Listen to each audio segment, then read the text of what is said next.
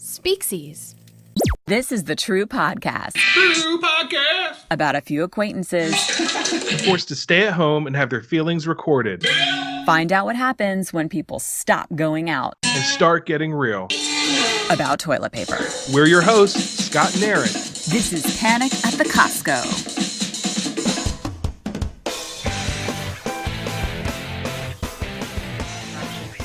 It's good to hear from you. Good to see you. Good to see you. Go DJ. That's my DJ. That's listen. All I know is I was supposed to be DJing the unicorn thing, like that weekend that everything went down. So I'm glad you're on, and I get to talk to you now. But hey, swift thinking by Miss Erin over here and the team. We were able to contain it and just package it up and redeploy it on October. So I'm excited. Yeah, oh, that's right. We've got a run for hope. So it's a charity run for our neighborhood and, run walk. But that was that week. I think we started the podcast, right? Bringing it back. Yeah, it was. It feels like a million years ago, but Right.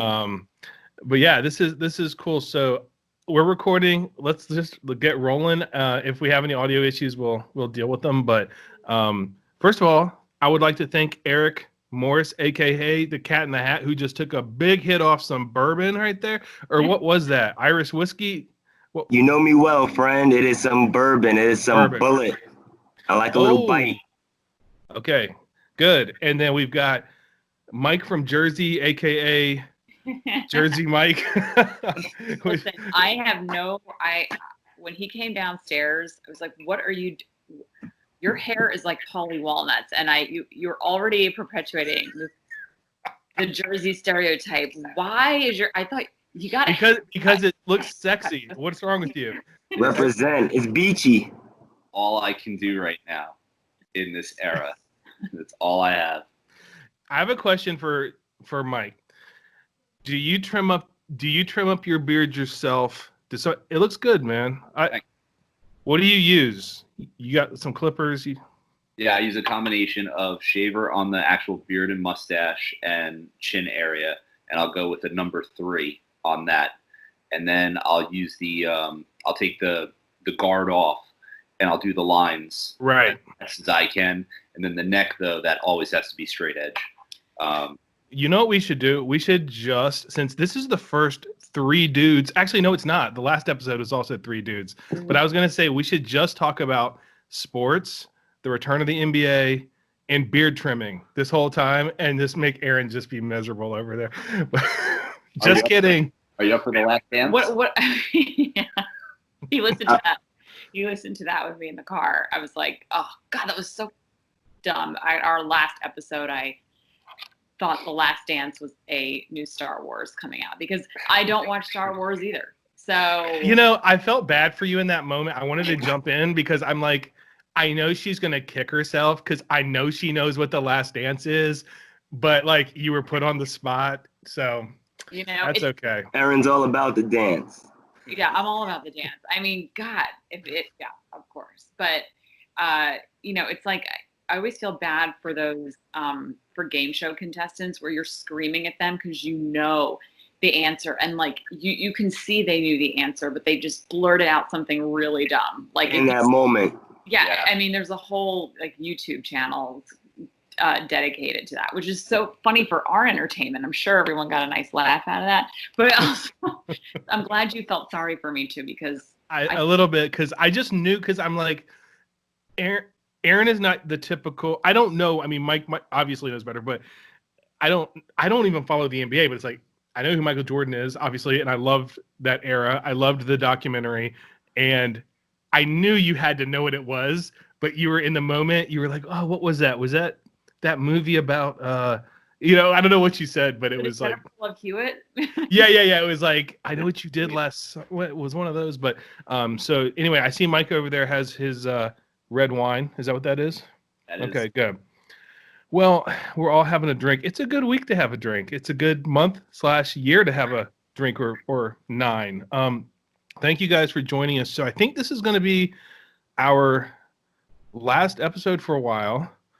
Yeah. And Erin, I don't know. why don't Man. you take it from here and like let's talk about what's been going on. It's been a crazy couple of weeks, as we know. It has, and I don't want to disappoint our like legions of dozens of fans out there.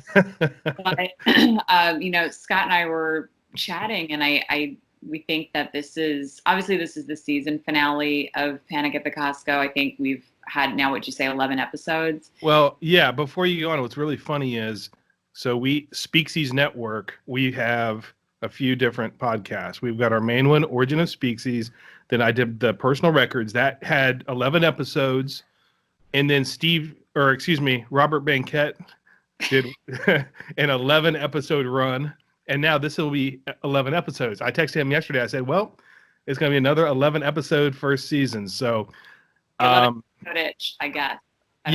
Yeah. But anyway, it felt like the right time. So go on there. Right time. Yeah, no, and this possibly may be the last for Panic at the Costco. I don't know. I think we've got to kind of figure that out. And it's like, I feel like in the course of nearly 4 months, we've been through a pandemic, a cultural revolution, and then individually, obviously, whatever personal, professional issues we've all been dealing with, and none of it's over. I mean, none of it's over, but the world is opening back up, and this new normal is upon us, and people are adjusting. I think, people really aren't panicking at the Costco. I think they're just like sanitizing at the Costco and just staying their 6 feet apart and moving on. And I think we are too. So I don't want to say it's the end, because funny enough, like going back to the very beginning of this, Scott and I were talking about doing a different kind of podcast. And then all of a sudden COVID happened,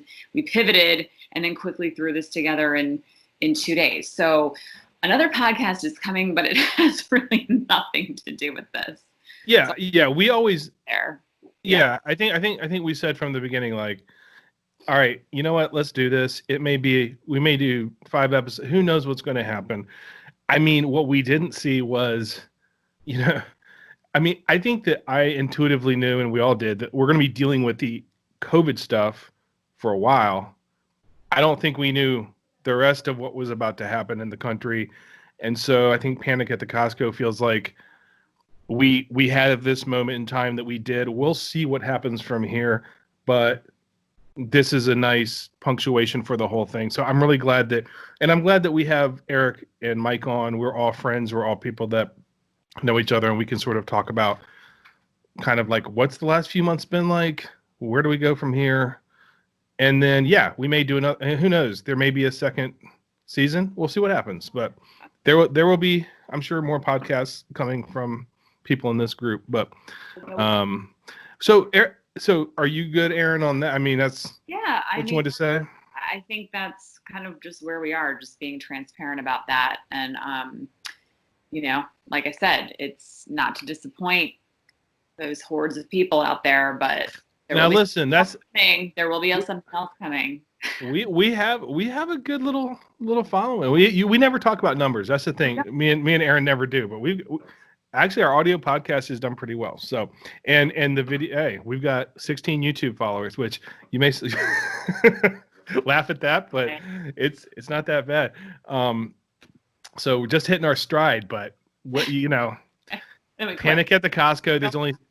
Yeah. Well, I also liked it in our last episode. Jacob was like, "I feel like you guys could take this on forever. Like, this isn't just about the Panic at the Costco." The next episode, we're like, "Okay, guys, this has been fun. Check out the rest of the Speaksies Network." But Mike, what's this been like for you? Living with Erin, who is cool, but also a little bit of she's got a little Karen in her, as we found out. She's got a little bit of how's it gone being quarantined with Erin? I want to hear let's get the scoop on that for all of our listeners. Yeah, I've been pushed through every possible you could imagine. And it's compounded by the stress of the situation, right? So It's not just the dynamic of Erin and I, it's the dynamic of our household with 3 young kids. It's our neighborhood dynamic with the different, all the young kids on our street, and the work dynamics and the schedules and everything that we were going through on a normal day-to-day basis is now every little detail is so much more critical, and everything is just accentuated to the nth degree, So, and that's before we even leave the house. Forget about taking a trip to Food Lion. That's right. Just to get through a day. So, incredibly stressful, but also a lot of soul searching. And every now and again, there's a gut check of what do you actually believe in? What do you value? For me personally, I found that I constantly question things. I question, and my views have changed so much about COVID and the numbers and things like that as this has gone on. At the beginning, I was way more extreme, and Erin and I were more aligned. Now, as things have gone on and I see more numbers and we're getting more information, my stance is changing a little bit, but still, I need to be respectful of not just what's going on in our house, but united in a sense that we're here to make sure that we're protecting ourselves and making sure we're doing everything we can do to protect our neighbors too, in whatever situation we decide to go into. So it's been a roller coaster. Yeah. Yeah, and we've heard some of that. We've heard some of it from Erin. It's good to hear your perspective, and I completely identify with the whole, I mean, I've been accused of both being too hysterical about this thing. I'm sorry for saying Karen, because I've been the same way at the beginning, especially where people were like, oh, settle down, this is not a big deal. And I'm like, no, it's a big deal. And, I don't want to get my kids sick or my, parents sick, to going, oh, was I bamboozled? To, oh, none of this really matters because other stuff is going on. But wait, it still matters, right? Like, I don't know what's happening. Eric, how has it been for you, man? We have not talked. I've seen you've been trying to push through with, you are a businessman, a realtor. You've got a lot of things that you do. It feels like, I know you've been, just by social media, I know you've been doing your best to not slow down too much, but also, do what you have to do. How has it been for you the last few months? You hit the nail right on the head. I think for me it was important to push ahead or develop a mindset of forging ahead rather than kind of waiting and seeing, because I think we all, no matter and having, like I said, or like you mentioned earlier, since we know each other, having spoken with you guys before and knowing kind of our like-mindedness, that we could sense something was taking place, right? Something new, something that we probably had never witnessed before. And we also knew that we are the type of individuals who could weather or welcome that type of challenge. Do you know what I mean? And I think it helped me as a person to kind of see, even as 2020, we knew 2020 was going to be a big year. Things were going to take place. I think even as we go through this, we're going to look back and ask ourselves, how do we remember it? You know what I mean? What was our place in it? What did we do in it? And I think it was important for me to stay motivated and stay positive and try to be a beacon. So a beacon of information, and then also of positivity, good energy, because I think I knew we were going to a place where there was going to be plenty of doubt and plenty of uncertainty. So I think the more people that we had speaking positivity, and then also coming from a place of verifiable information, good information, where people could say, okay, you're not just, wishing on a star, you've got data backing it up to say, hold on, this is not as bad as it may look.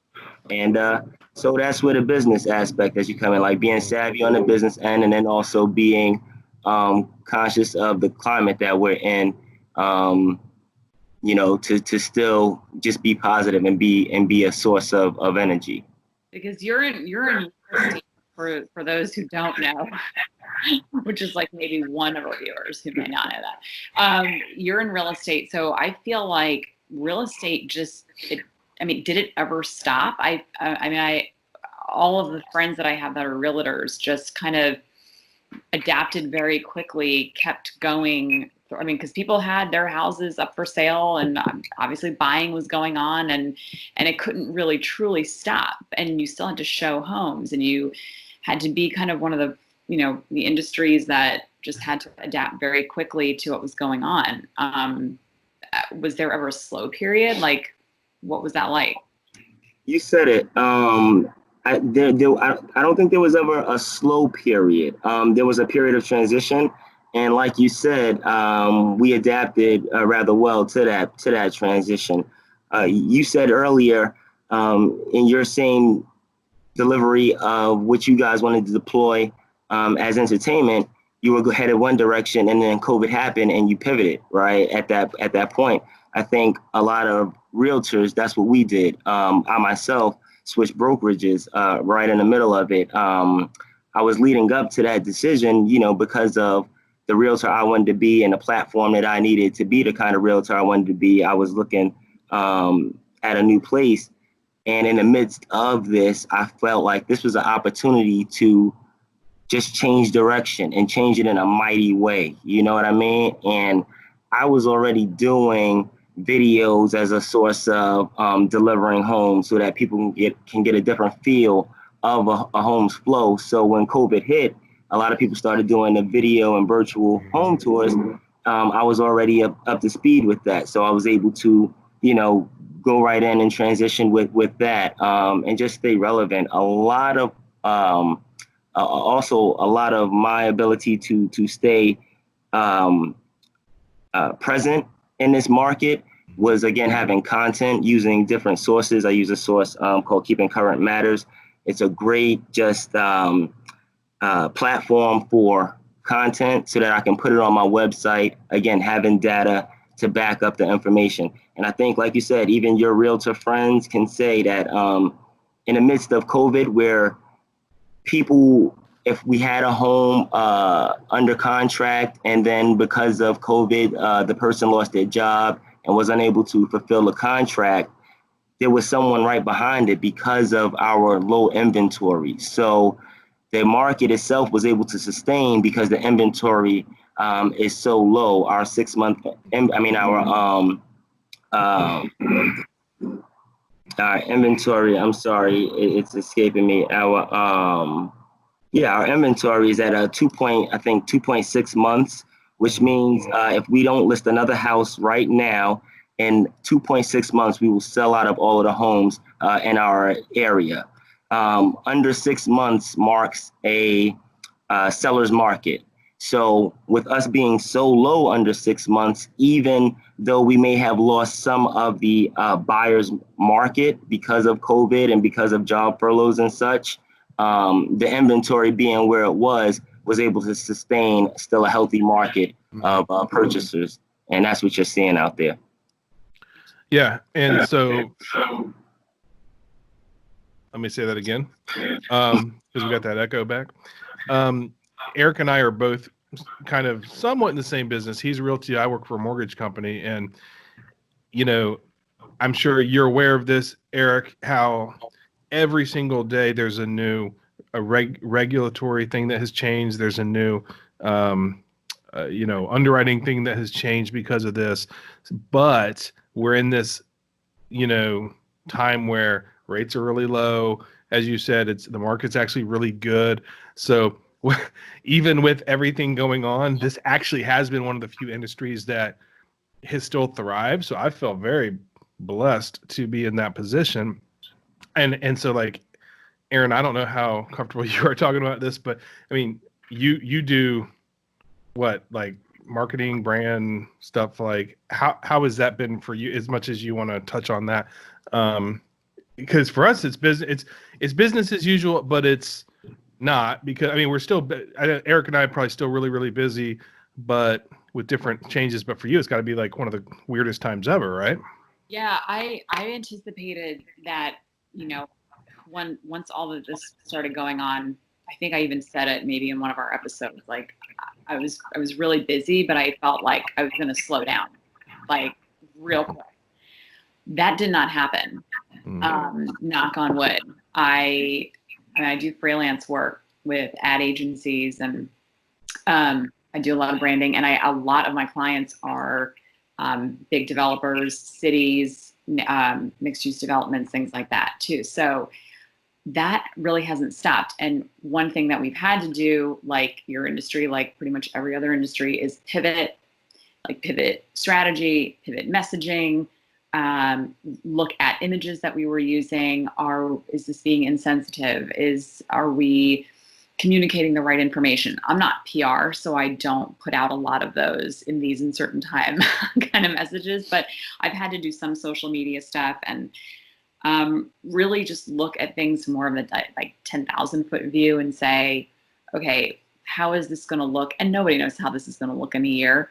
How are people reacting to this? Are they going to, are they sick of hearing this message? Are they ready for more positivity? Are they, like what's going on? And so we've had to really like play psychologist, armchair psychologist, like I do many days in my job, but, and pay attention to what the collective like feeling of our demographic. And that is changing so much because friggin' world's changing every 2 seconds. So everybody's confused, man. Like, because I was gonna say, I mean, you're a consumer yourself, so you can kind of look at it and go, yeah, I'm sick of hearing this.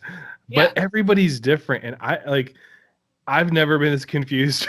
Just about we said data happening, and it's right. like throw and I mean, into the mix, and it's tough. Like, I don't know about you, Mike. Like your industry, you've been pretty busy too. It's not, again, knock on wood, but like, yeah, we were talking about how like major companies that you work with had to again pivot for working at home employees and individuals, right?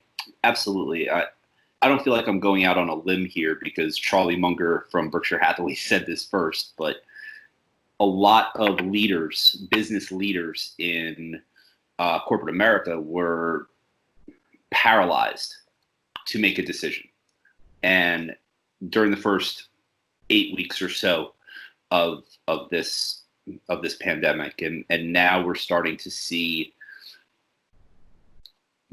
we don't know what the timelines are of this new normal, but I think that corporate America, and not just corporate America, but also public sector, you look at schools, you look at higher education, you look at the federal government, state and local governments, healthcare, there is a new normal and it is going to sustain. So businesses, as Eric put it before, when you're looking at small businesses, I think you have two different boats. You have businesses that are able to pivot, and those are the ones that found ways to sustain and thrive. And then you have businesses that can't pivot, and those are the ones that may shut their doors forever. Well, but some through no fault of their own. It's no fault of their own of your at business, all. Right. Obviously, like restaurant, But then apply that to larger organizations where you have a division or a just how a portion of your organization may be working that was just totally thrown upside down, and now they are dealing with that. Now we're seeing some timelines, decisions are being made, and I happen to work in IT retail for a global IT distributor and sales company. Where for every company that is almost out of business, even large corporations, we have other corporations that are needing to ramp things up because of how they have to serve their customers, serve their employees. I don't remember in 17 years another time where so much thought has been put to the employee with all that's going on right now, both with COVID, all the stuff that's going on in America today. Like, explain that more. There you go. The employee, the employee. Companies right now are taking time to address social issues. They are taking time to help their workers and get their workers to a position where mentally and technologically they can deal with this and continue to work and continue to perform. There are so many people throughout the country, I'm guessing right now, that they have been put through the ringer, and not just with the pandemic, but then also with everything else that's going on. And companies need to be there for their employees because they know that they need these employees to produce for them. And I'm seeing that. I'm seeing that in my own company. I'm seeing that in other large organizations and medium-sized organizations too. There's an investment for the employee in the technological framework to be able to pivot and work from home and support this. But then there's also investment in increasing in well-being, but increasing the communication and increasing the support within the organization to help the employee that may be having a tough time. And I'm seeing that more and more on a daily basis, both inside my organization and outside of it. So that's a good thing. It is. Yeah, I know exactly what you're talking about, Mike. And I think what we've seen is, and you guys probably agree, like the last decade or so, I feel like businesses, especially large corporations, have figured out that usually if you do what's right for the customer, it's actually good also for the business, right? There's this, go back 15, 20 years from now, you had, I come from the financial world, so you had financial products that kind of screwed the end customer for short-term gains. And you finally realized, like, you know what? The customers can't, like, if you actually make products that are good for customers, it's actually also good for you. But now what's happening is what you just said, Mike, which is like the employees. And the other thing is, we already know that, like, I mean, none of us in here, I don't think, are millennials. We already know that millennials care a lot about social issues. And so it's this weird thing where it's easy to be cynical, which I am very, to say, in these uncertain times, buy a Toyota, right? Like, we joked about that. But it's also, hey, we've got to pay attention to what our employees care about. A lot of that is more than just a paycheck. It's, what does my company stand for? It's, like I said, social issues. It's, and I think that's kind of what you're getting at as well, which maybe you're not, but I mean, it's also the, hey, work from home thing. I got to tell you, I'm a little torn on the work from home. Like, personally, I'm not a huge fan. I like to do it if I can as a convenience, but I also like to go to work. There's something with me. I'm old school in that way. I like to get up, go to work, do my work at work, and then come home. But I think I'm in the minority on that. It feels like now, and especially after this, even like the most oldest of old school places are like, oh, it's a lot less on the light bill and all these other things if people are working from home. So I think it's a combination of those things that you're right. I do think hopefully things will get better for the employee, and companies are becoming more employee focused through all this. So I think you're right. It's so funny that you say that, because I've been a work from home employee for 13 years now. Wow, really? Yeah. So wow. OG work from home. That's the one thing that hasn't changed for me. And right. So freaking frustrating for the first 2 weeks of this thing, when working from home was a novelty. I would be on a WebEx meeting like this, and I would see 7 squares where people would have their cat or dog on their lap, and we would spend 20 out of 30 minutes talking about our pets. And I'm like, we gotta get shit done. Right. You're used to being productive from work from home, but right. A lot of us aren't. A lot of us are like, so this is, how weird is this? Yeah. Yeah. Or how about this? I'm gonna be a potato. Yeah.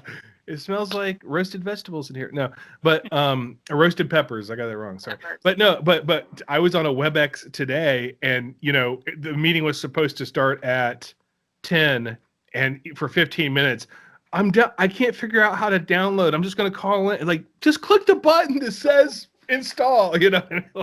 Even I know how to do that, but but it is, people are now being forced to reckon with all this. So that, like, even the most non-work from homey people have now had to do it. So it will be the new normal. And that's what's so like such a good thing about this time right now, finding like the positives, and is that we as a society, we as corporate America, we as individuals are being forced and also being awakened, like organically awakened to all of these issues that have been unsettling for so long and have been wrong, or have been, just it haven't been working or have been broken.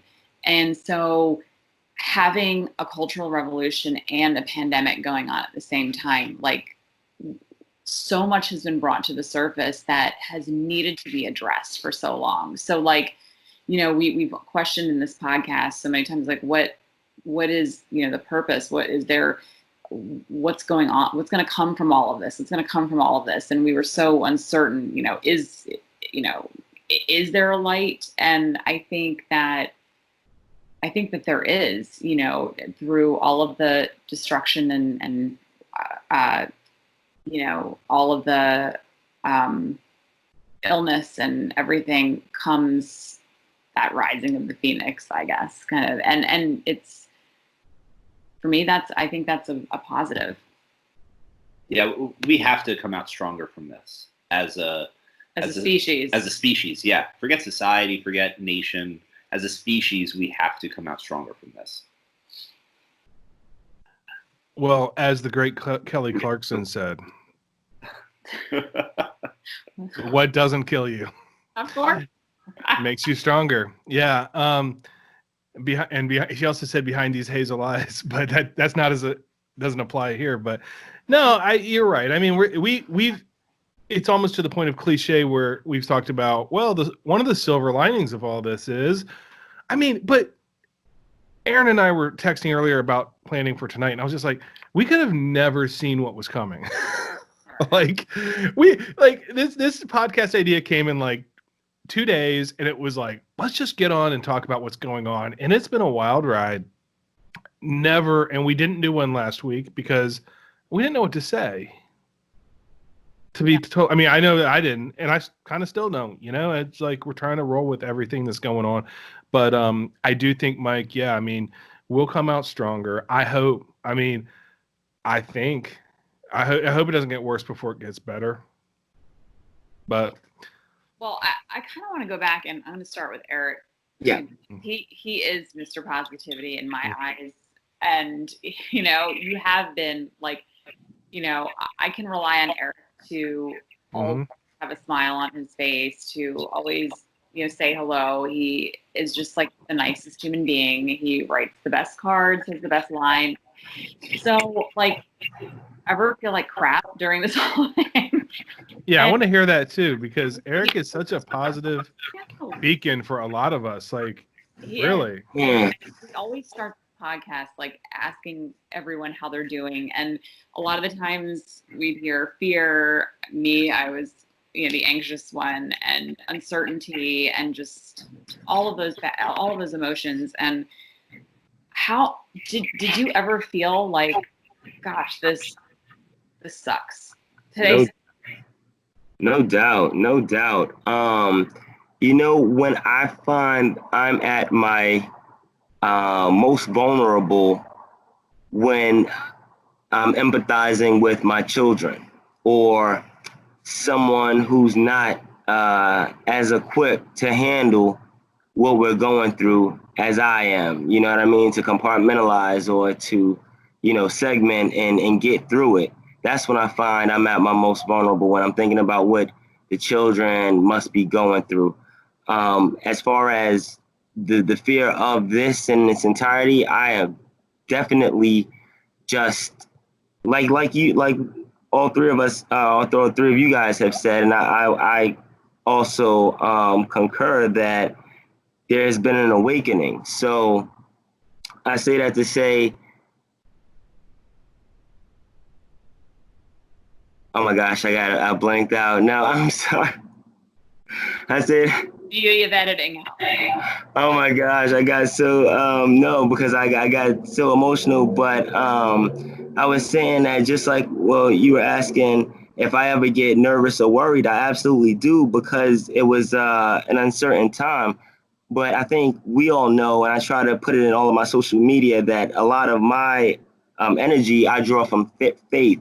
So, and my own faith is important for me. Like I tell people, when I talk about blessings and I talk about reward, I talk about the blessing being in the struggle, and then I go into different, chapters that I read and that I lean to fortify that strength.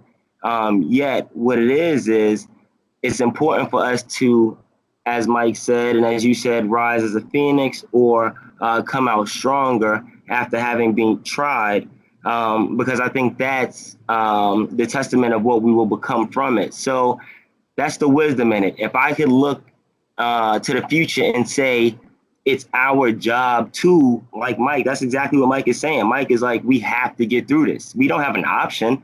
What's our other option? To lay back and let it happen?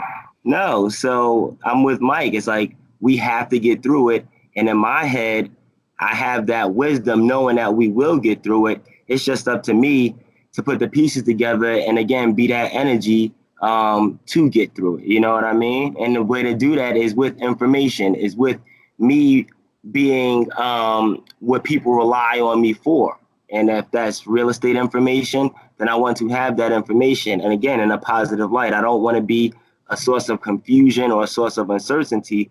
I want to be a source of knowledge, a source of, whether it's good news or news that's going to be challenging, at least we have a plan for the future versus uncertainty. I think that's never the answer. And you're Well so said. you're control. Or is that my You're breaking out. What you say now? you're controlling your part of this whole pie, right? So you're controlling your positivity, your information, and your little spectrum. And it doesn't sound like you've been overwhelmed by like the enormity of the situation of the world. You've been able to really just focus in on what you need to focus in on, and making what you do better and your message better. And that's awesome. Like, that's such a great quality to have. That's a great way of looking at things that I wish I knew like 13 weeks ago. No, it's important. What I've learned in all of this, and what I've told my children, and even I've had different opportunities to coach at the Y. Just really young age groups from 6 to 12, and then coach some high school, and then telling my children, I try to tell them, one, old coaching stuff, stay in the moment. Mike knows, he play hockey, guy, Aaron, athlete, stay in the moment, right? And what I've learned in all of this is that with the uncertainty of the future, it's more important to stay present. And it's very difficult to stay present. And that's what I've been working on. And of course, when you're managing children at home, you're doing homeschooling, you're still doing work, you're still trying to be effective on social media, you're still trying to be positive, you're still uncertain as to what's going on. So, and all of those things, I think, that's been it, to try to, again, be that source of positivity, and again, staying present, because we don't know what coming tomorrow, but we know what's happening right now. And so we have to control the energy that we emit for right now as best we can. I think if nothing else comes out of this podcast, when Speaksies goes to design merch, the "I'm with Mike" slogan needs to be a T-shirt. So I want to be like Mike. Or? Anyone ever done that? I'm with Mike. I'm with Mike. I'm with Mike. Listen, I'm telling you, there's going to be some Speaksies merch. We're getting ready. We got some big things coming up, but I want to have a couple thoughts because I want to first of all say that was actually really, really good stuff right there. You know, by Eric, and I think this has been a well, no, and I obviously no, I'm just saying that speech there, but like everything so far, has been so good, and it's got me thinking. I mean, all four of us are parents. We've all got kids. We're all 40 plus. I know we're all 40 plus because I've done everybody's birthday party in this sky. And we've seen some things, man, in our life. And this has been maybe the weirdest year ever, but we've all seen some weird things. And we've all come out of it and been okay. And, you know, I do have a question though. You kept talking about being present, Eric. It got me thinking, and I have a question for all three of you guys, which is, have you picked up anything during this last 3 months? Any sort of like how have you bettered yourself in some way, if you have? I mean, for one, I would say one of the negative things is I've been eating much more cheese. I I always did like cheese, but I like it. I've been liking it so much more. I eat so much cheese. I buy cheese. I eat it. And then I recently found out that cheese is also firing off the pleasure centers in my brain, the same ones that apparently you get from like crack or whatever. So, but that's a negative. The positive has been I've started trying meditation. So I've never done that before. We had the one with Jane. We had the podcast with Jane. And I haven't said this to Erin, but like that was so helpful to me, learning how to breathe better. And then I downloaded this app, I don't know if you guys know who Sam Harris is, but he's a podcaster, but also this really interesting guy. And he has a app for meditation, and he takes you through guided meditations. So I did the one with Jane. I've been doing ones with him, and I found it to be very, very, very helpful. So for the three of you guys, you don't have to say a negative trait, like me and my cheese addiction, but has there been something positive that you can already say that you've gotten from the quarantine or even just anything from the last 3 months or so? And anyone can kick it off. Anyone positive? Now, for me, I'm going to just say it's the exact same as you, Scott. I have been meditating more, and or going through some guided meditations and breath exercises, because for me that has been helping me. Like you said, Eric, about staying present. That has been the hardest thing for me to do, especially with health and safety related anxiety. That is my Karenism.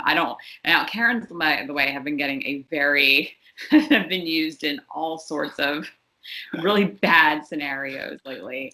And by the way, I'm officially against Karen. Against that term. I don't know if you listened to that episode of Origin of Speaksies where I talked about the origins of the term Karen. I think it's wrong to label all Karens as Karens. But anyway, sorry, go ahead. I'm an advocate for health and safety during COVID-19. That is okay. But anyway, it's easy for me to snowball into that worry and that future. And I do that. But what really helps is the meditation. And I loved having Jane on, and I've been watching and listening to her. I've been listening to some other apps as well, and just really trying to center myself, especially in the morning and at night, because really there's no time during the day for me. And working out too. That's another one. I've started that about a year before this, and then the gyms closed, and we were all like, "Oh my gosh, what all that progress, all the good mental benefits, the endorphins, what's going to happen?"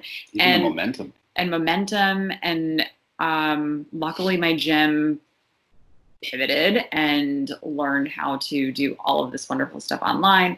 And so I got to keep up with that. Some weeks not as well as I wanted to, but man, if I didn't have that, I'd be like super bitch Karen. So I am like physical exercise, mental exercise helped me tremendously. Yeah. So Mike, you work from home anyway, so I don't know how different things have been. I know you've had to go to the grocery store with multiple pairs of gloves and things like that. Have you picked up any new good habits? Your perspective been changed at all? So a lot of people who are working from home now on week 12 probably haven't seen this yet. This 12 weeks has forced me to put my phone down, to shut my laptop off. I cherish my vacation time now. Before it was, well, that's not a good one. Before it was, all right, well, let me knock out these 50 emails real quick because tomorrow it'll be easier for me. Now, if I have time away, I take my time away and I make sure that I'm present with where I am. If I'm working, then I'm present with work. I'm at home, I'm present at home with the family or whatever I'm doing. So that's been a difference. But the biggest challenge is now that I'm working from home with kids. There's no escape. Yes. That's a big deal. And it's not just with kids. Mm-hmm. Erin and I, we've always pivoted. We've always had looking around. It is what it is. But to now be the teacher, it's so that difficult. was really hard. Now it's summer vacation, but Erin and I both have demanding jobs, and we also have demanding clients. It's not every day that you find yourself in a position where you're like, I'm sorry, major client who could possibly ruin my career. I'm not going to take your call today because I have third grade homework. So, and that's just, it's the nature of the beast that we're in right now. Well, absolutely. Yes. And so I feel like the good news is, well, bad news and good news. Bad news is school's over. The good part about school was that they had homework and stuff they could be doing during the day. Yep. Now it's the first week of summer and like they're bored at 7:45 a.m. and I'm like, I'm just making my coffee and getting online, So the good news is for those of us in Virginia, it looks like there will be school next year. Have you guys seen this? Yeah, in some way, shape, or form, and that's what's so confusing too. Well, they're gonna be in the freaking schools though. It's so. Maybe. I mean, don't you dare! Really? I thought it was like for sure that it was gonna be at school. They're just gonna have their desks are gonna be further apart or something, right? Oh, they could have half days. They could have increased distance learning options for families who don't want to send their kids back or who aren't ready to send kids back. There's a lot of unknowns that they and it's like by county school system too. Sure. So all of it's state mandated. So, but I guess I was planning for the worst. I was thinking I was waiting for it to be like, oh no, schools are closed for at least till Christmas or something. Yeah. So at least it's better than that. Yeah. But go ahead. Yeah. This is the thing that I'm really scared about with schools. If you have a child that is infected with COVID-19 and they pass that on to not just the kids in the class, but also the teacher. The teacher's probably going to have to quarantine themselves for 2 weeks. Who's teaching for those teachers? Is it going to be the subs? Because they don't have enough. And then what happens when the sub gets sick? It's going to be a chain reaction that is just going to potentially be an epic fail.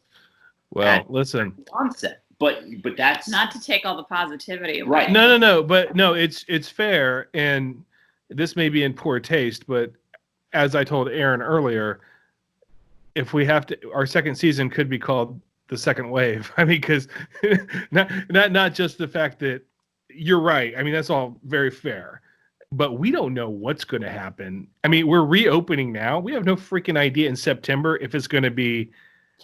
I mean, who knows? Who knows? But it's a good point. I guess I'm just the positive part to me was that the fact that they just straight up said like, okay, we're going to try to open schools is a positive. But you're absolutely right. And I agree with that. I just hope that our leaders of the school boards are Mhm. thinking about that, because they're not showing us that they are thinking about that. Yeah, it's the school boards. Yeah, they're doing their best. They are. But I believe that. I'm with you. I wouldn't be my faith is not necessarily. Or is Mike a stan? What is a stan? Nah. Well, you need to listen to an Origin of Speaksy episodes. 2 weeks ago, we did Stan. We did the origin of it, but it's some young kid slang about how you're a big fan of something. Is that what you were saying, Stan? I was trying. What is the male equivalent of a Karen who's like? Oh, it's not Stan. Stan is like you're a super fan. I don't know. There needs to be one. Maybe. I mean, there's a Chad, but that's different. That's like It's not gonna be a Mike. It might have to be a Mike. No. Someone who's gonna go up and point their finger at the school board. Oh, I could do that. Yeah, I could do that. Yeah. I mean, frankly, it should probably be a Mike. That's the equivalent of Karen. I don't know. Maybe an Eric. I don't know. Yeah, could be an Eric. Eric with a K only. Add a little sass to it. Another positive thing that's come out of this is, for me, this is 100% for me only. I feel more assertive in public situations, like not judgmental, but just I stand my ground. I'm not combative in any way, but it's Erin and I. We have been on the same page since day one, and we try the best we can to present a united front. We don't always agree on that united front, but we present it and do our best to stay with it. That's fantastic. And that's all you can do. Yeah. I agree with that. Just like being able to stick to your beliefs and your comfort level, and being able to voice that, because really you have to. You're going to add a lot of more stress to your day and your life if you don't. And it's so interesting here because I am very data driven, very analytical. Erin is not, and not that she's not, but it's just She's more of a creative type. Totally. And it's just an interesting. I read the energy of the room. Yes. Mike reads the data. That would work. Well, that's a good combination. And I mean, but yeah, if you guys can, speaking of what doesn't kill you makes you stronger. Like I've wondered, I've been in this thing without a partner. It's been me and the four walls, and then my kids, and podcasting. But if you're able to make it through this, I mean, I can't imagine being in with another person and three kids. Eric, what about you? I mean, so you have this positive outlook. You've had a lot of good things to say tonight. Like, what have you learned from this time? Have you picked up anything new, from this that you can take away as a positive? For me, I think it's funny. I've gone, I guess, more inward because I think I've learned.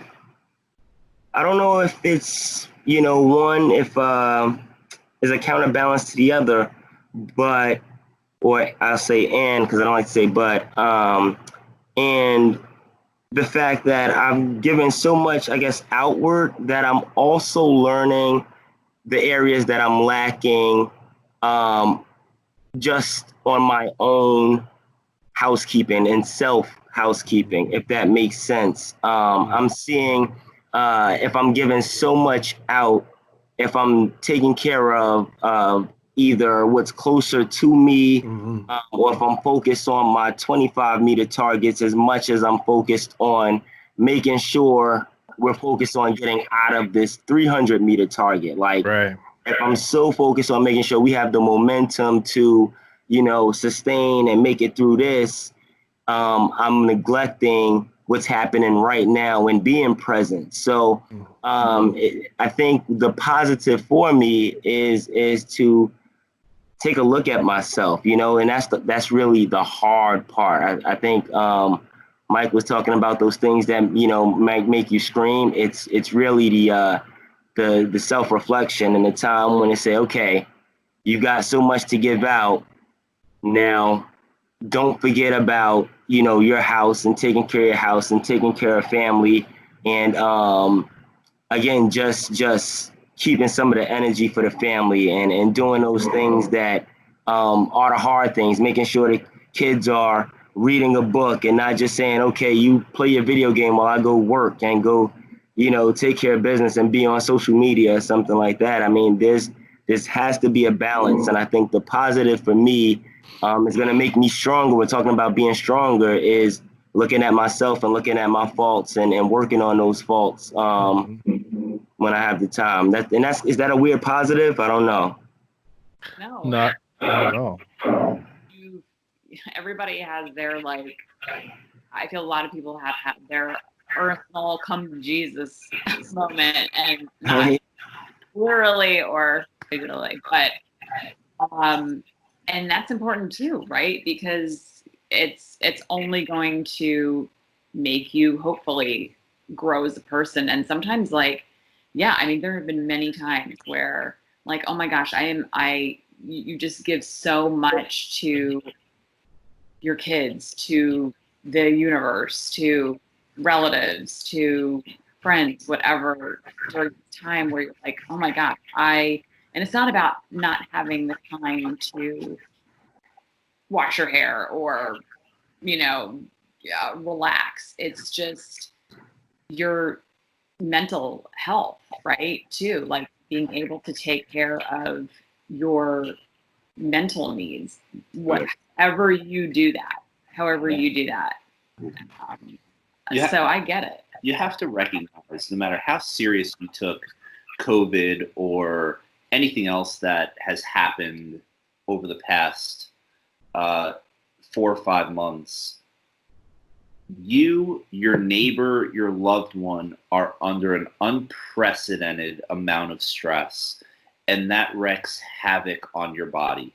If there's something that's even not proactive or productive that you can do to limit that stress, it's okay to sometimes take that, sit back in the couch and cuddle up with a blanket and just get that stress away. Whether today you need that, tomorrow you need a bottle of wine, and the next day you need a full 1 hour workout, all those things are okay.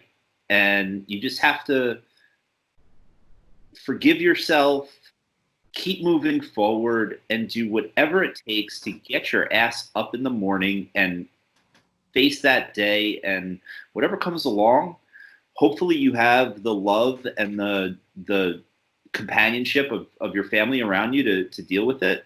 Sometimes they're at odds with you. Sometimes they're at odds with you.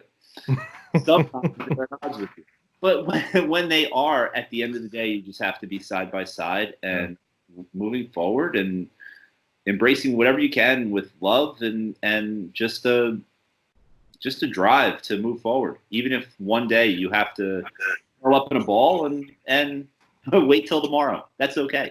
I can dig it. I think that what you guys, man, are bringing up things I hadn't thought about, but that are so true, which is the last few months have really made, I think, a lot of us look at ourselves. You know what I mean? Like, be introspective, because you're not getting up, going out to work, going out to the bar, whatever you did before, you couldn't do any of that.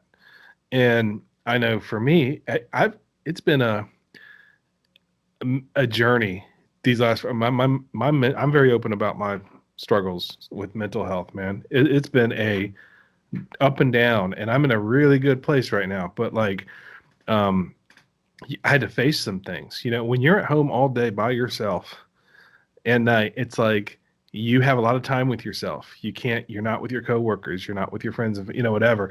And I've been upfront too about, that's one of the reasons why I wanted to start this podcast, because I knew it was in a way a lifeline for me, you know, to be able to get on and talk to people and know that for these couple hours or this hour, I'm not going to be by myself here at the house, you know. So I think a lot of us have done that, where you start to go, man, what is it all about? what's it all about? You know, I mean, like, what is it? Eric's nodding his head. He knows what I'm talking about. What's it all about? Yeah. And so I feel, again, trying to make it positive, it has been up and down. I feel right now, though, it's like been the end game. And I don't know, this isn't probably the end game. You know, there will probably be a season 2. But for right now, I feel like I'm in a much better place than I was when I started this whole thing because I had to deal with some things, you know.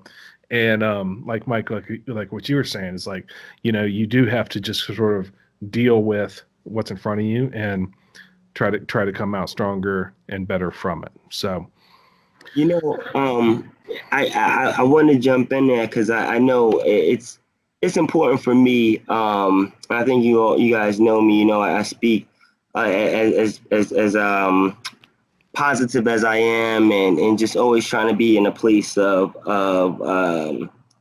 as my wife says, solution oriented. You know, coming with a solution or just always having answers to a problem, at least being part of the solution. I definitely will probably be remiss if I didn't mention the developments that we've experienced, of course, due to the George Floyd murder that took place, and what we have come together as a nation with the whole just understanding what it means to be empathetic. You know, I think empathy took on a whole new meaning over at least the past 2 weeks. You know what I mean? In addition to the COVID stuff, I definitely want to be, you know, just as an African American on this panel right now, I think it's important that I at least mention that. You know what I mean?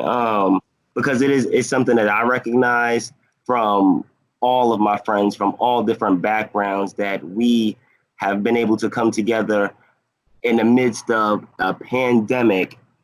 We throw something else, a whole social upheaval on top of it. And again, if we can, or as we come out of this stronger, there's no way we can come out having gone through what we've gone through, you know, less of a generation than when we entered, if that makes sense. Yeah, absolutely.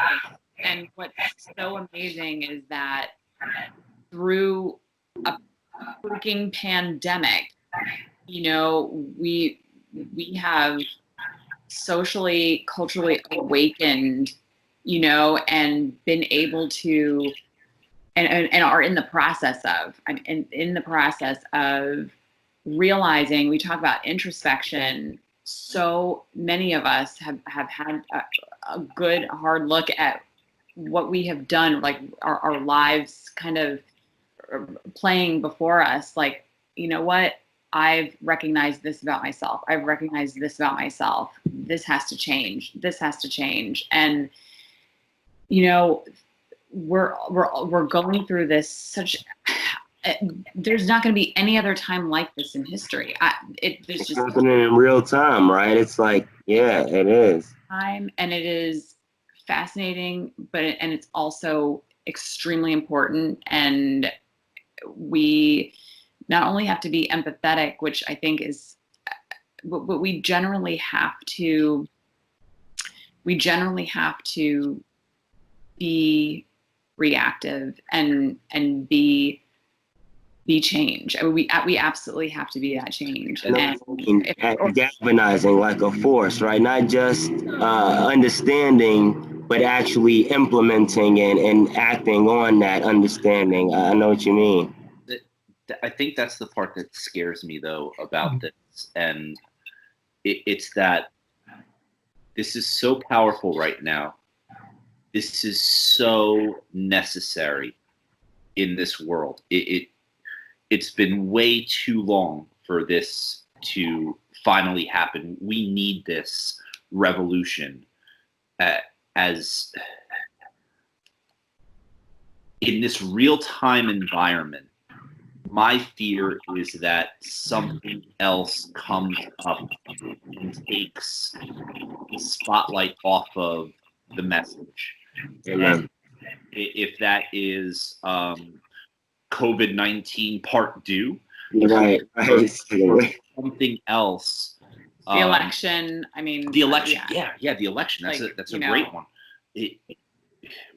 This has to stay top of mind. This has to stay top of news. That's excellent. I think that the protesting is helping that. I hope that it is helping with that part of it.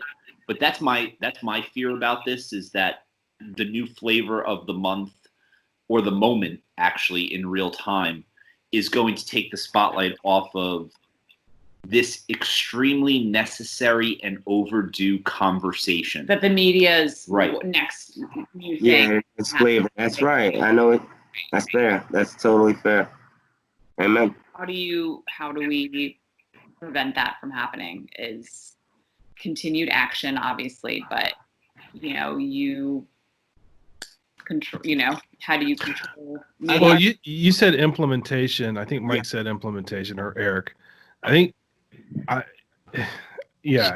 mean, trying to decide what I want to say here. I mean, I think there's a lot of solidarity, which is good, but there needs to be implementation of things. And, whatever that is, I don't know what that's supposed to be. But, like, I'm a big fan of, like, what, we talk about data a lot tonight. Like, I'm a big fan of data. I like problem solving. I like actual data.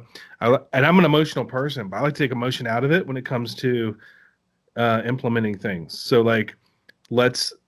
Yeah, I was going to say, just like along the lines of what Scott is saying, I think the next steps, like to Erin's point, would be an organization of what it is that, people are saying is the actual problems, whatever is in the system that's allowing this to take place, and not be either, taken to court or whatever the case may be, that's allowing these things to keep occurring. What is it in the language that's making that happen?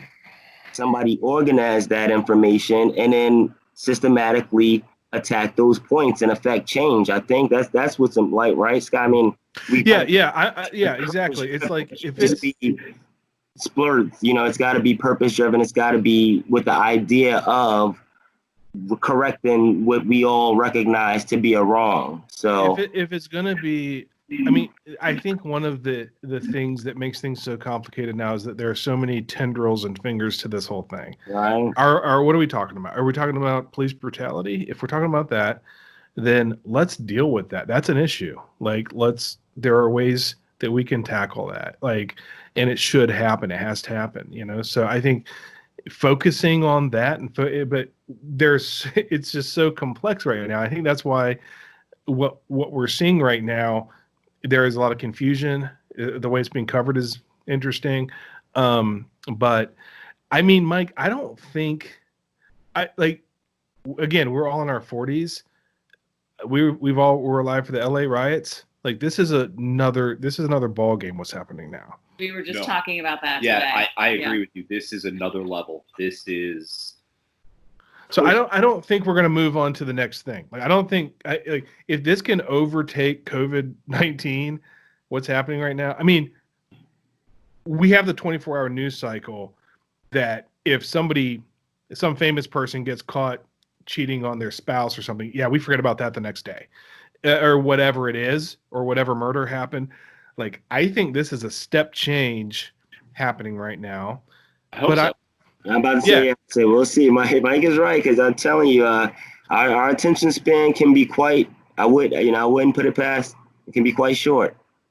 Well, I don't think all the statues that have come down recently are going back up. No. It's definitely. They just pulled down Christopher Columbus a few hours ago. Yep, he's gone.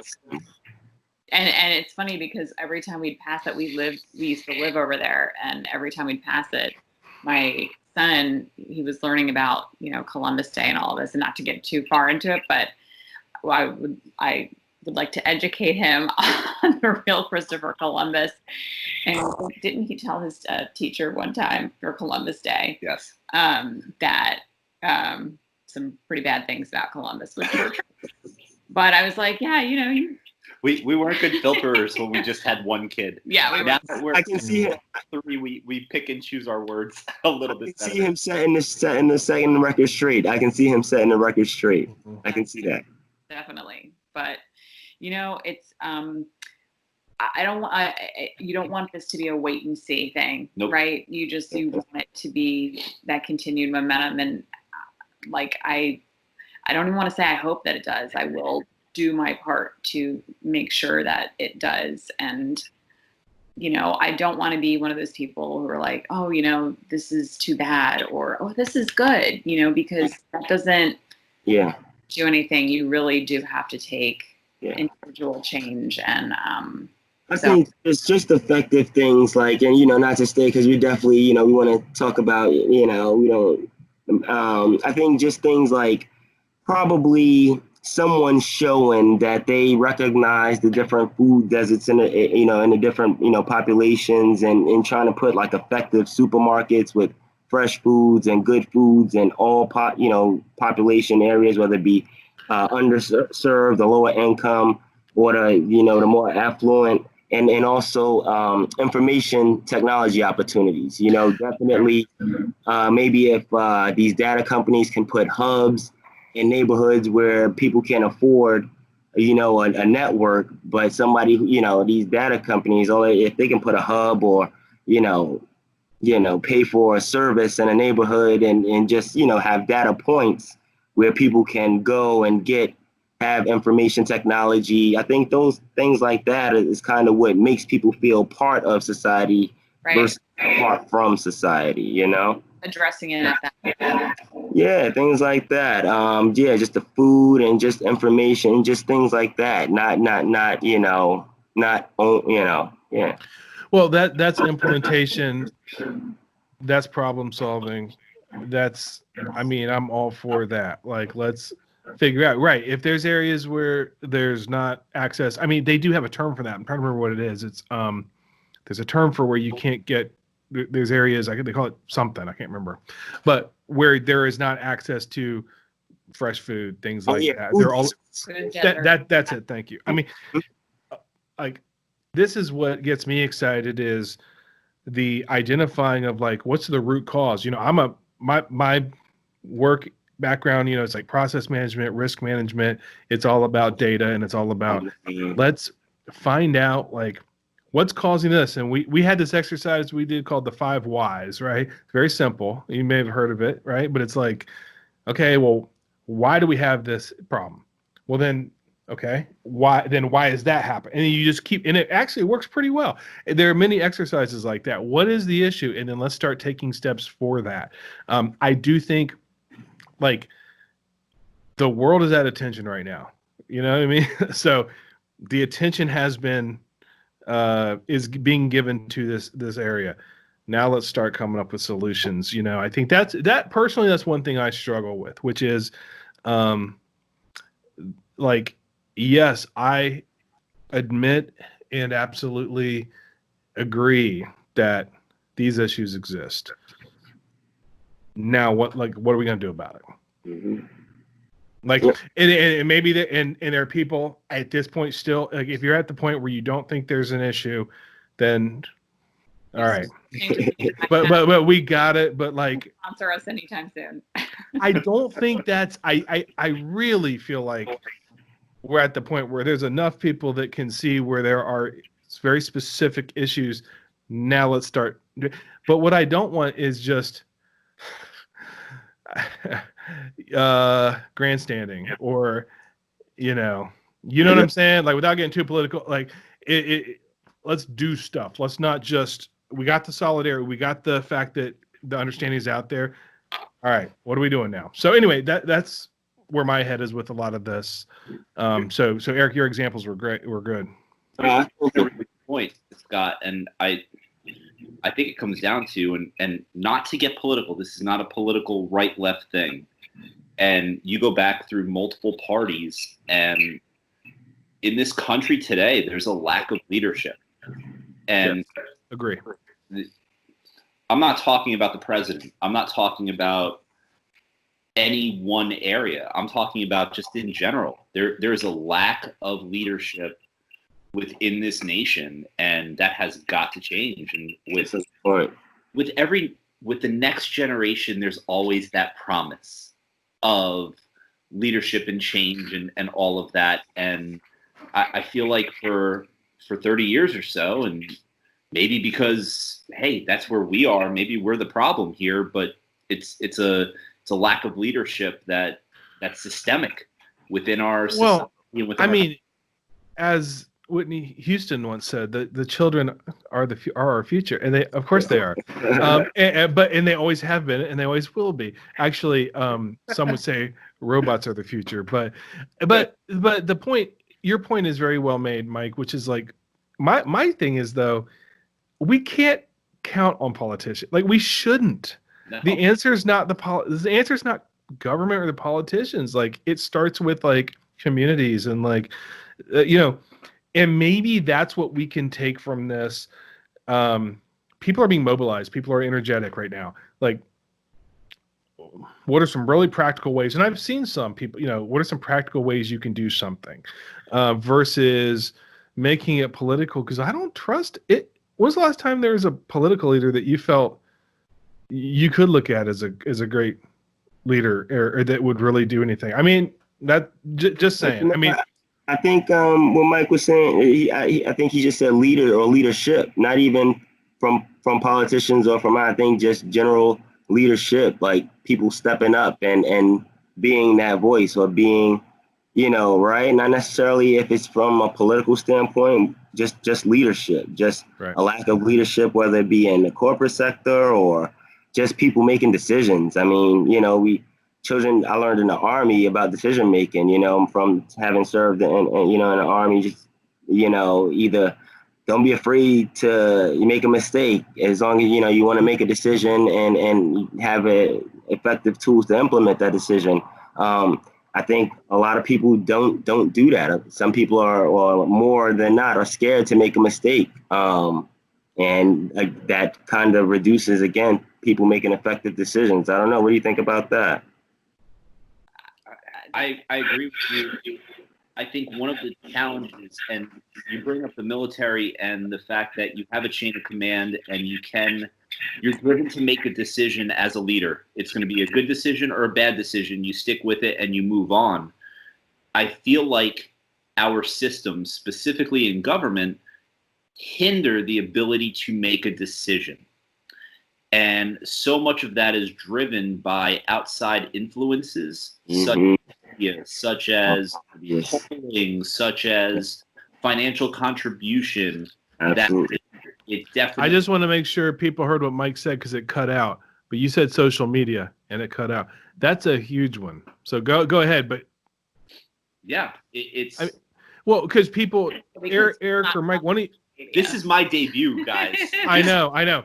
I want to make sure because that was a good point and it cut. But like, people are afraid to make the wrong right at that time. It really did because probably Twitter or the NSA or somebody cut that. But like, it's being afraid of making a wrong decision, but being afraid to say the wrong thing. How can we have an honest dialogue? I'm so sick of hearing that. We're going to have an honest dialogue? How? You can't say the wrong thing or else you're castigated. But, it's like, if we really want to actually do something, we actually truly have to be able to have conversations without being labeled a certain way or cast out if you happen to you say something that the mob doesn't agree with. So back to you, Mike. But that didn't get. So I'm going to get real here. I'm not on social media. There's a reason I'm not on social media. Yeah. And that's because if I or anyone else that I happen to be friends with or have an association with says something that is incorrect, or offensive or whatever you want to say, incorrect, offensive, wrong, illegal, whatever it is, I know that my job, my livelihood, and everything else is on the line based on that. That petrifies me. I know. It should. First of all, I laughed only because when you said incorrect, because I'm thinking like an opinion that doesn't agree with yours is incorrect. But no, I mean, flat out wrong. Like, no, but Mike, you're right. You're right. And I mean, like, first of all, what I took from that is that you haven't liked the Panic at the Costco Facebook page. But anyway, no, but in all seriousness, like, I deactivated. So social media is horrible. It is bad for our mental health. It's an addiction. It's the worst. I struggle with it. I go off and on it. I go off and I go back on. It's good for if you have the discipline to use it the right way, it can be a wonderful thing. If you're posting wonderful videos about your realty endeavors and and are making people happy as Eric does, then it's a wonderful thing. But no, I'm with you. But listen, it's also helped mobilize in this time. It's also helped educate. I know for me, has helped educate. And has it really? Come on. Social media has? I'm not trying to push you on that, but like, I want to hear more about that. Because, you, and again, you can choose to have it educate you or mobilize you. So obviously, like, you can use it for bad or good. But for me, I can't tell you how many things that I've shown Mike during the day. I'm like, stop working for a second. I've stopped. Let me show you something. And it's been, it depends on who you're following too. And you need to make sure that you are following or interacting with people that are good for your soul. Like, I've had to mute quite a few people that know that I may have respect for in some ways, but I don't have respect for in other ways. And those people, like, I have to be on Facebook. I've got to know when my kid has a swim team. And unfortunately, no one does email anymore. It's all in Facebook groups. They've got their talons into us. I tried just when I thought I was out, they pulled me back in. It's true though. It's like where I have to get some information, especially as a parent. Yeah. I'm social media for my for information politically or anything else. But, there have been some really good accounts that I've started following and art inspiration too. I use social media all the time. It's part of my job. I'm not a social media manager or anything, but I do have to use it. And I have to look. And so it does inspire me. It does educate me. Instagram more than Facebook. Facebook, I think, is just a time suck. It's a cesspool. It is a cesspool. But it's also got great functionality in some ways, and it gets its talons into you. But you made a good point. I mean, you gotta trim the thing, and not people you disagree with. The thing is, I love disagreeing with people. I love arguments. I love having conversations. But like, what I don't necessarily love is like being yelled at by certain people that maybe it's like, okay, we understand your position. Like, chill. Like or the constant barrage of I'm going to change somebody's mind because I'm so angry and I'm going to get my point across. I don't, I'm posting things for me. If I post, and it's usually like, for me, if you're on my social media, you're going to see probably my kids, probably some birthday messages, which you'll see this, and you'll see some like just more fun and uplifting things, because I'm not going to show you like all of the stresses. I might write about it, and be funny about it, because that's just what I'm trying to do. But I don't, it's not a space for me personally to get angry, to add a lot more stress to my day. I just can't have it. And sometimes, like, to your point, Scott, it's easier just to fucking deactivate the whole thing and say, be done with it, because I just can't have it in my life right now.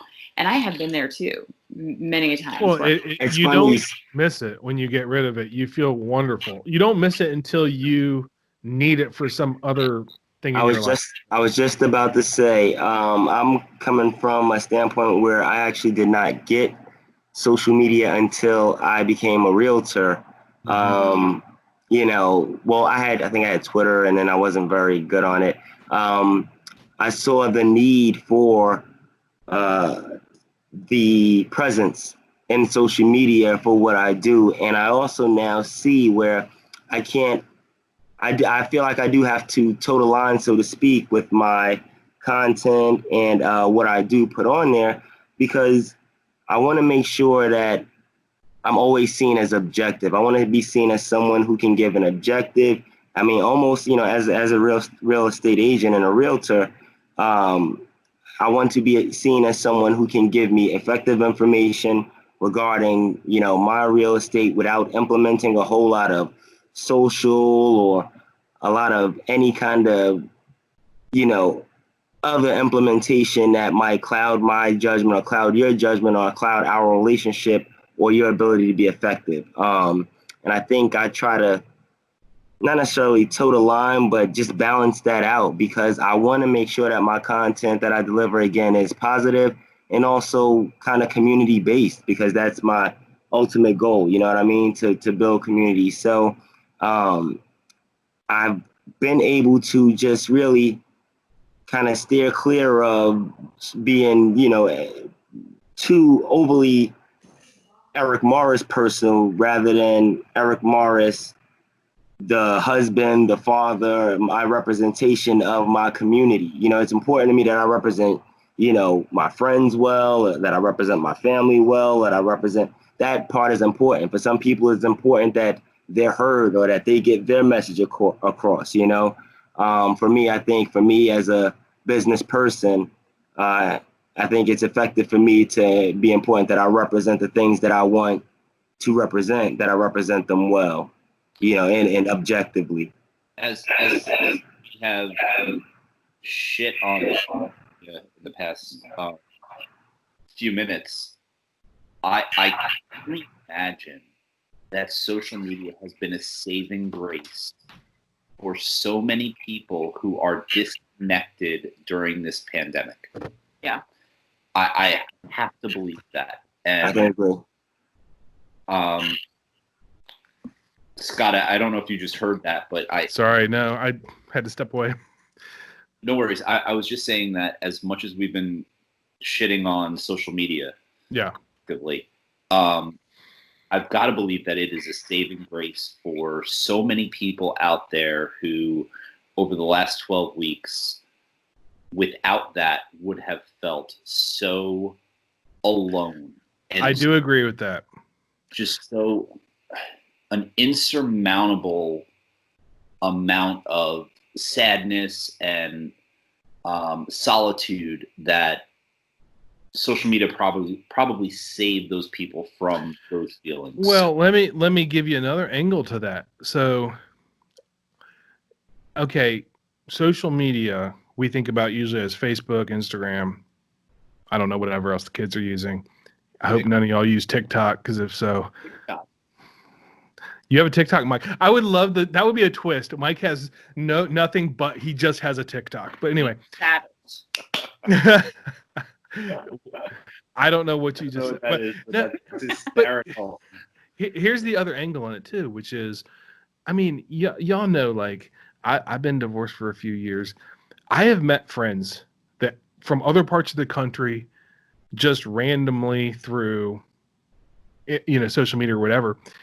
When the shutdown happened, it's like all of a sudden those are like my best friends. They're people that live in Boston, people that live in Milwaukee, people that live, and we're talking every day, and it's like, because we're all stuck at home. What's the difference? Get on a FaceTime, get on a Skype, get on a whatever. So to your point, Mike, I mean, and especially forget me, kids.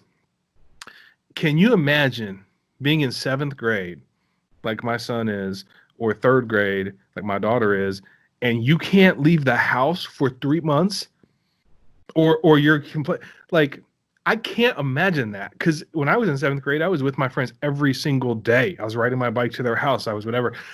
But my kids, I mean, they don't have social media, but they have, PS4. They can get on and play games together. They have other ways to connect. They can't. I let my kids FaceTime with their friends or whatever. So to your point, Mike, I mean, it's like, yeah, there is a positive side to that. And I think it's ironic that it's coming from the guy that has no social media except for TikTok. That's gonna be the title of this episode. Mike, join Mike's TikTok. And what was the merchandise we were gonna get? Be like Mike, or I'm with Mike. I'm with Mike. I'm with Mike. Yep. T-shirts, hats. I'll probably be running for something in 2024. I was about to say, if you run for something, then we'll do that, and you can do your announcement. Everyone on all of the Speakeasies Network podcasts. We'll have you on to do it. I realize we've been going for 90 minutes now, so I'm having a great time chatting with you guys, but I don't want to keep anybody past their bedtime. Yeah, I want to really just, I mean, as we wrap this up and wrap this season, or maybe even podcast up, we don't know. Like we've said this before on here, this has been like a therapy session. It has been just something that we look forward to, and we could come in here, and Scott and I both have had different episodes where we were in really weird funks or shitty moods or whatever it was, and we'd sit here and talk for 90 minutes with a group of people, and we get off the phone with them, and we're usually still on Skype, and we just say, God, like, I feel so much better, or I am so glad I did that. Like,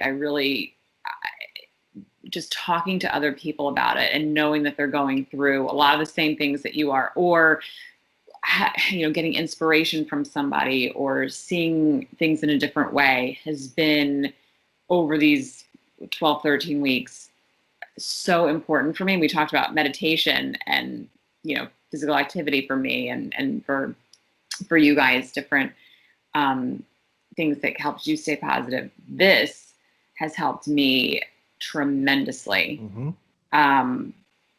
Mental health, and just something to look forward to, and a creative outlet for me. So thanks to like all of our guests, honestly, for joining in here. I mean, we've had everybody from movie critics to meditation experts. We've had just people who we want to come on and shoot the shit. We've had Garth.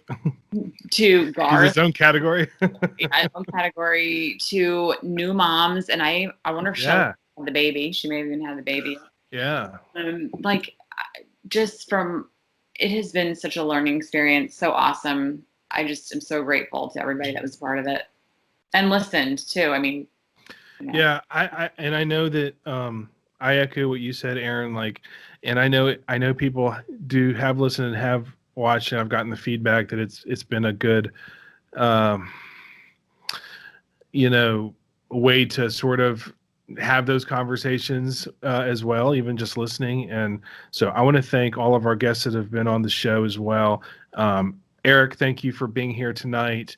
I'm sure that you will be on again, one of our podcasts, and Mike, thank you for, I never know. I'm here. I never know. Yeah, Mike, thanks for being on. What's your honest opinion about, oh shit, what was that movie we watched? Capone. No, just kidding. More time. Yeah, we'll do another one. But I say this too. So my podcast partner for the other podcast is Steve, and I always say, please tell your wife thank you for. I say it all the time, and I say to her, thank you for letting Steve spend so much time with me doing these podcasts. And I feel like if I say that to you, it sounds kind of sexist. Thank you for letting Erin do it, but I appreciate you for the sacrifices you make. But okay. Yeah, putting the kids to bed and doing all the things you have done. And Erin, thank you for being a great partner on this journey that may or may not be over. We'll see. I have a feeling we may have a reason to get this going again at some point. But in the meantime, it has been a crazy few months, and it's been good for me for sure. So I guess with that, we'll go ahead and sign off for this episode of Panic at the Costco. And we hope everybody stays safe, to keep it cliche. And again, thank you very much. Bye, guys. Bye.